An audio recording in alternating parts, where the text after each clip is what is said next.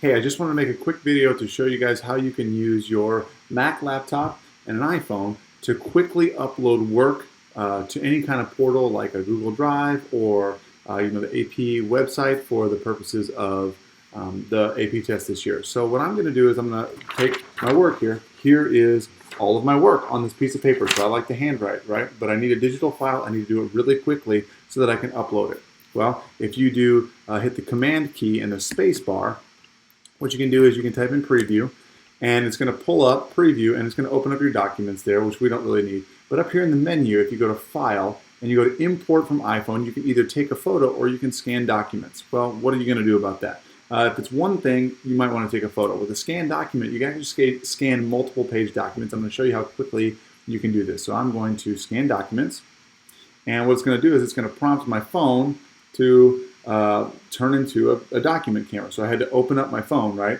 But then, as you can see, it says position the document in view. So I am going to position it above, make sure the whole paper's in the photo, take a photo here.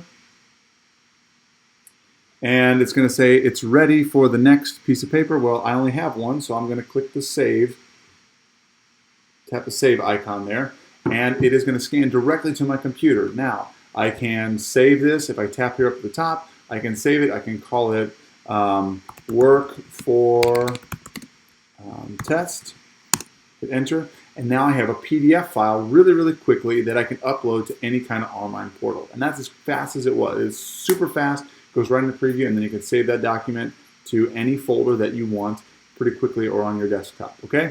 So that's just a quick way to do it. Let me know if you have any questions. You can drop them in the comments below and I can help you figure it out. Thanks, guys.